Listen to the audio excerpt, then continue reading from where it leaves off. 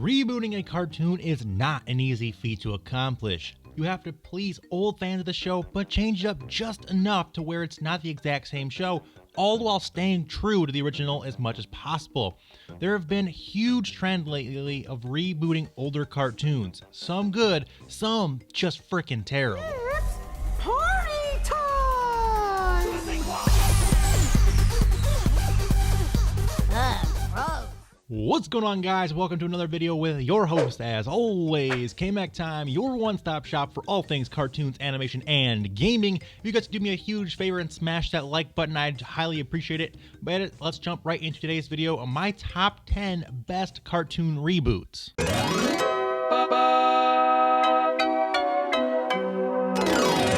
Starting off my list is a 2014 reboot of Sonic the Hedgehog called Sonic Boom, which ran for 2 seasons and a total of 104 episodes before being canceled in 2017.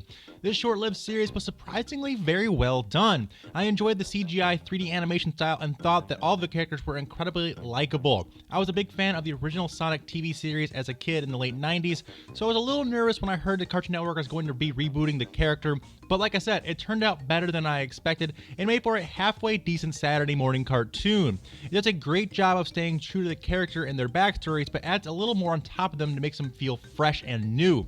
I still, however, prefer the original, but to Sonic Boom, it's pretty solid and well done reboot of a great all-time character.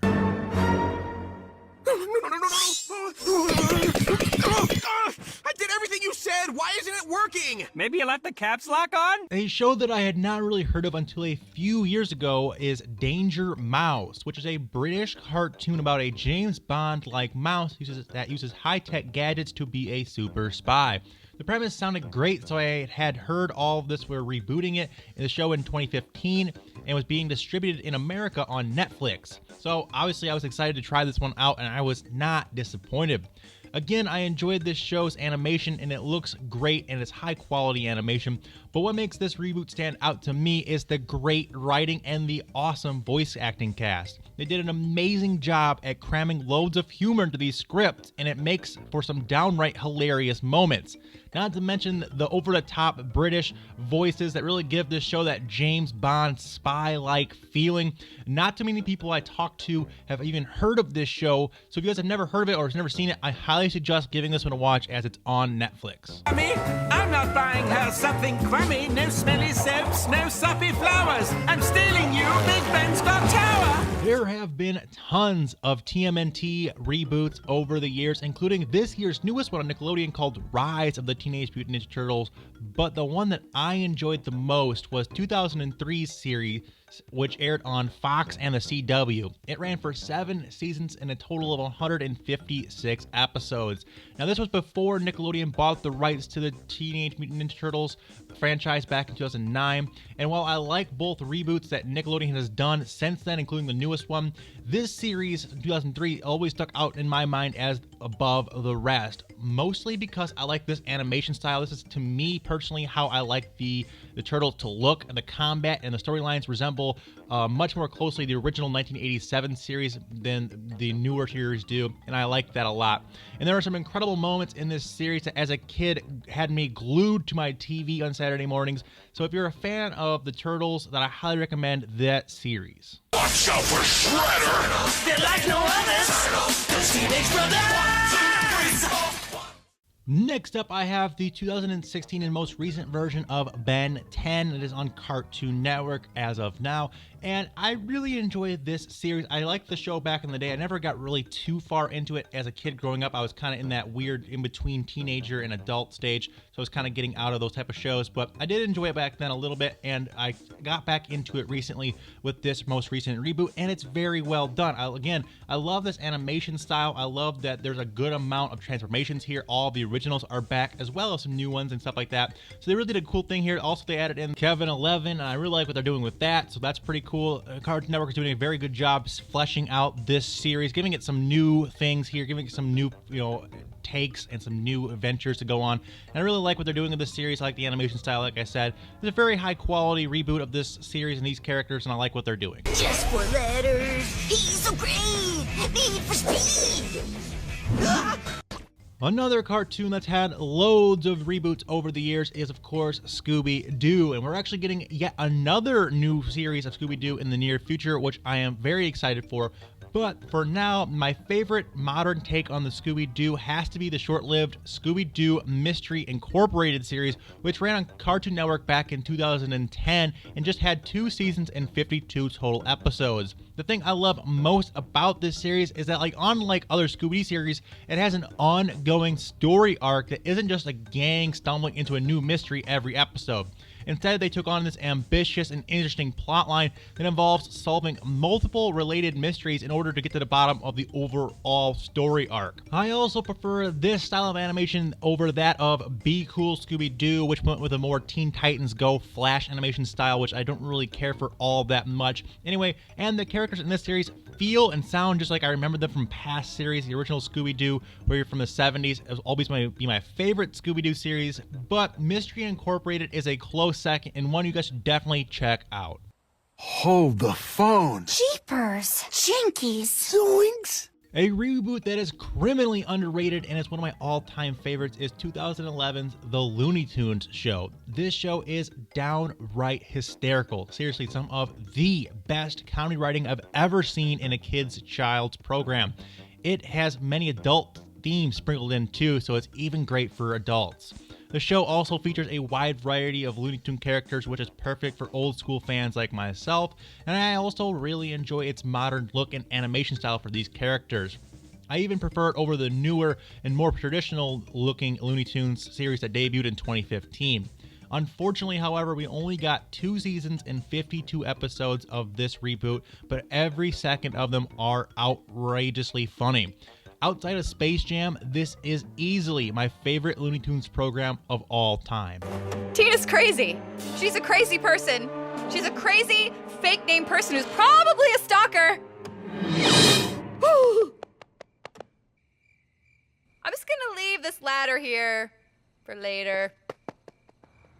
A show that seemingly came out of nowhere in 2016 and knocked my socks off was Netflix's reboot of Voltron called Voltron Legendary Defender, which has 8 seasons and 78 total episodes and does an outstanding job rebooting such a classic and beloved franchise. First off, I absolutely love the anime-themed style of the show, and the animation is a great mixture of anime-influenced traditional animation for characters and backgrounds and CGI for the Voltron action sequences. I thought that was really cool how they did that. I really enjoyed it. This is also another show that has outstanding battle sequences, which may have you hooked in no time. And Netflix did a great job making the series incredibly binge-worthy, and I found myself watching entire seasons in a sitting. If you enjoy Max and you like the older Voltron, then this is right up your alley, especially if you're into anime. This one is a no-brainer for you to check out. I highly recommend it. Again, it's on Netflix. Of the innocent. And our only hope to save the universe. When you talk about great reboots, you can't not bring up My Little Pony. My Little Pony Friendship is Magic started back in 2010 and is still running with over 195 episodes to date.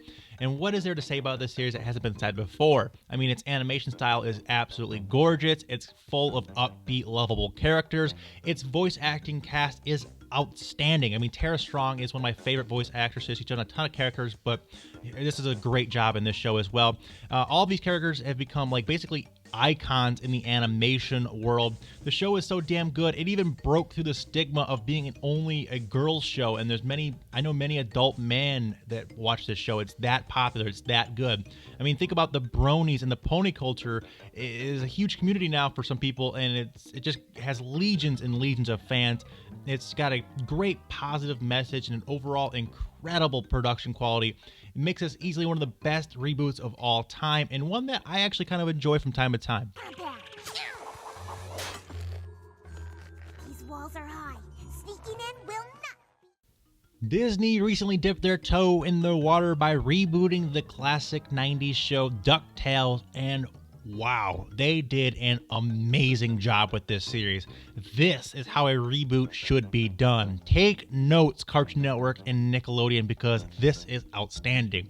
Disney paid very close attention to what made the original series so popular and updated it with a more modern feel. Then they, of course, gave it a beautiful animation style that I absolutely fell in love with. And as many Disney series are, it has amazing writing. The voice acting is out of this world. It's as good as it gets. The characters are, again, very likable and relatable, making the show easy to watch and very bingeable. This is a great example of how to properly bring back a fan favorite without turning it into a pile of crap like the Powerpuff Girls reboot. Anyway, this is one you definitely want to check out if you haven't already been watching. Got it. No. Louie, pull your weight! And finally, my favorite reboot ever, which is technically may not even be a reboot per se, but I love it regardless. And this is, of course, season 5 of Samurai Jack. Like I said, it's not so much of a reboot as a continuation, but screw it, I'm counting anyway because it's just so damn good.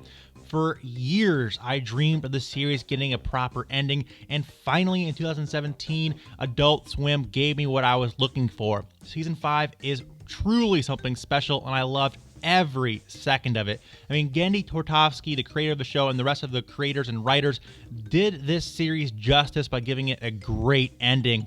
The combat scenes are some of the coolest I've ever seen. The fast-paced, hectic combat is just very, very gripping. And even though the original voice of Aku sadly passed away, his replacement and the rest of the voice cast are outstanding. I especially love Tom Kenny's voice as Scaramouche. It was hilariously and very well done. Of course, the animation is also top-notch, featuring some of the crispest character models and the most stunning backgrounds I've ever seen. It looked just jaw-droppingly gorgeous. This season was everything I hoped for and more, which of course is why it's my all-time favorite reboot or continuation, if you want to call it. Anyway, it's amazing. You guys must check this one out.